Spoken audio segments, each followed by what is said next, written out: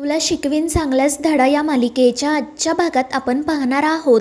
अक्षरा चारुहास सरांना सांगत असते की बाबा तुम्ही जे काही केलं ते करायला नको होतं, या सगळ्याचे खूप गंभीर परिणाम होणार आहेत.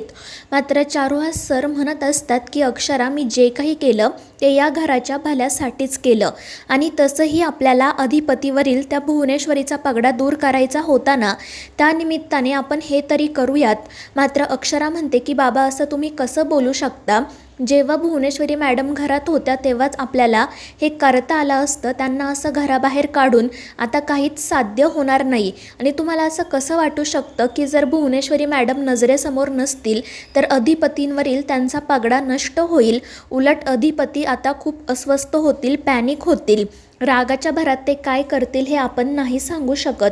आणि अक्षराचं हे सगळं बोलणं ऐकून चारुहास सर काळजीत पडतात. तर दुसरीकडे दुर्गी आणि चंची अधिपतीला सांगत असतात की मोठ्या मालकांनी, तुमच्या वडिलांनी आमच्या ताईला घराबाहेर काढलं. आणि ते ऐकून अधिपतीला धक्का बसतो. तो म्हणतो की हे अशक्य आहे, त्यांच्यात एवढी हिंमत नाही. पण चंची म्हणत असते की अधिपती आम्ही कशाला खोटं बोलू, मी स्वतः त्यावेळी त्या ठिकाणी होते ना. मोठ्या मालकांनी ताईचा खूप अपमान केला आणि तिला हाताला धरून घराबाहेर काढलं. आणि ते ऐकून अधिपती खूप चिडतो. तर चंची आणि दुर्गी अजून आगीमध्ये तेल टाकण्याचं काम करत असतात. जे घडलं नाही ते सुद्धा तिखट मीठ मिरची लावून अधिपतीला सांगत असतात. चंची म्हणत असते की अधिपती त्यावेळी मी त्या ठिकाणीच होते. आमच्या मावशीने खूप विनवणी केली. तिने मोठ्या मालकांना सांगितलं की मला घराबाहेर काढू नका, मी अधिपतींशिवाय नाही राहू शकत. पण मोठ्या मालकांनी तिचं काही ऐकलं नाही. त्यांनी माझ्या मावशीचा अपमान केला, तिला वाटेल ते बोलले, तिची लायकी काढली आणि तिला हाताला धरून घराबाहेर काढलं. तर दुर्गीसुद्धा म्हणत असते की हो ना अधिपती, आणि हे सगळं काही घरातल्या नोकरा चाकरांसमोर घडलं. त्यांनी ताईचा खूप अपमान केला हो. ताईने या घरासाठी काही काही नाही केलं.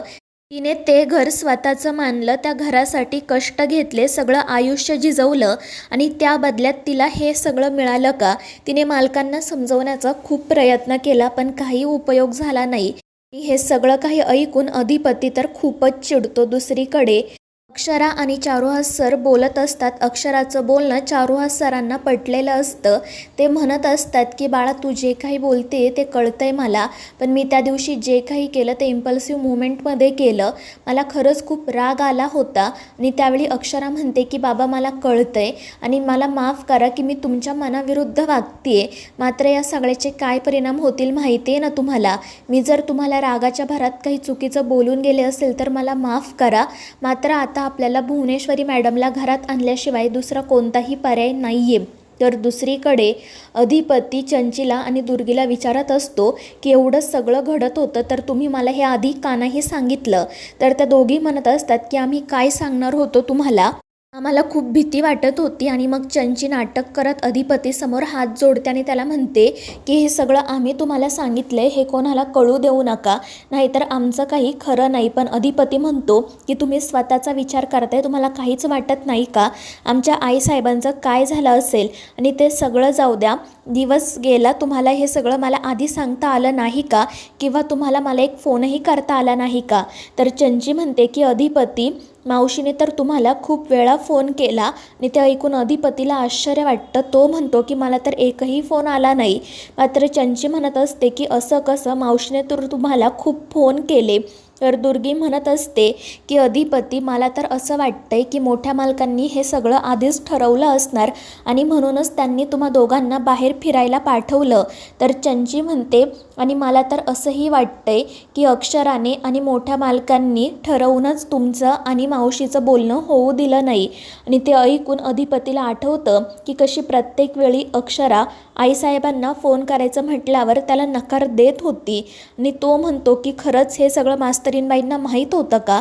तर दुर्गी म्हणते की माहीत असेल किंवा नसेल आम्हाला माहीत नाही, पण आता तुम्हीच विचार करा. आणि मग ते सगळं ऐकून अधिपती रागातच तेथून निघून जातो.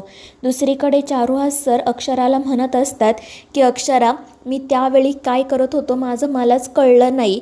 मी या बाकीच्या गोष्टींचा विचारही केला नाही. मला फक्त त्या भुवनेश्वरीला घराबाहेर काढायचं होतं. मात्र माझ्यामुळे तुमच्या दोघांच्या नात्यात दुरावा येऊ शकतो याचा मी विचारच केला नाही आणि मी तुला हे सांगितलं नाही, कारण जर तुला हे माहिती असतं तर मग तुझा ट्रिपमध्ये लक्ष लागलं नसतं आणि अधिपतीला जर कळलं असतं तर तो इकडे निघून आला असता. म्हणून मी तुमच्यापासून हे सगळं लपवलं बाळा, मला माफ कर. आणि तितक्यात अधिपती त्या ठिकाणी येतो आणि मोठ्याने चारुहास सूर्यवंशी असं ओरडतो. दुसरीकडे दुर्गी आणि चंची हसतच गप्पा मारत बसलेल्या असतात. चंची हसतच दुर्गीला म्हणत असते की मम्मी बघ आता किती मोठी भांडणं होतील ते. तर दुर्गी म्हणत असते की हो चंचे, एवढे दिवस आपल्या हाताला यश काही लागत नव्हतं, पण आता मला खात्री आहे की आज त्या अधिपतीमध्ये आणि त्या मास्तरनीमध्ये नक्की भांडण होणार. आता आपण फक्त त्यांची भांडणं बघायची आणि हात शेकत बसायचे. तर इकडे अधिपती चारुहास सरांवर धावून जातो. त्यांची कॉलर पकडत विचारतो की तुमची हिंमत कशी झाली माझ्या आईसाहेबांना घराबाहेर काढायची. पण अक्षरामध्ये पडते. ती अधिपतीला बाजूला करते आणि चारुहास सरांसमोर उभी राहते. ती अधिपतीला शांत करण्याचा खूप प्रयत्न करत असते, पण अधिपती तिच्यावरही ओरडतो. तो म्हणतो की तुम्ही मध्ये पडू नका मास्तरीनबाई, मला तुमच्याशीही बोलायचं आहे, पण मी तुमच्याशी नंतर बोलेल. पण या माणसाने काय केलं आहे माहिती आहे का तुम्हाला? याने आमच्या आईसाहेबांना घराबाहेर काढले, आम्ही तर याला सोडणार नाही. पण अक्षरा म्हणत असते की अधिपती ते तुमचे वडील आहेत, तुम्ही कसं वागताय? पण अधिपती म्हणत असतो की हे असे असतात का वडील? आणि त्यानंतर तो पुन्हा चारुहास सरांच्या अंगावर धावून जातो, त्यांना ढकलून देतो. त्यामुळे ते खाली पडतात. त्यामुळे अक्षरा खूप घाबरते. तर अधिपती पुन्हा त्यांची कॉलर पकडत त्यांना उठवतो आणि विचारतो की लाज वाटली नाही का असं वागायला? बाप म्हणायला सुद्धा लाज वाटते. तुम्हाला माहिती आहे ना आमच्या आईसाहेब आमच्यासाठी दैवत आहेत, मग तुम्ही असं कसं वागलात? आणि मग तो विचारतो की तुम्ही नक्की आईसाहेबांना घराबाहेर काढले की त्यांना गायब केले? जर असं असेल ना तर मी तुम्हाला सोडणार नाही. आणि मग तो चारुहास सरांचा गळाच दाबतो. त्यांना श्वास घ्यायला त्रास होत असतो. अक्षरा घाबरते आणि ती कशीबशी अधिपतीला पाठीमागे ढकलून देते. ती अधिपतीला समजवण्याचा थांबवण्याचा खूप प्रयत्न करते, पण तो म्हणत असतो मास्तरीनबाई आज तुम्ही त्या आहात म्हणून हा माणूस माझ्या हातून वाचलाय, नाही तर मी याचा आज जीव घेतल्याशिवाय गप्प बसलो नसतो.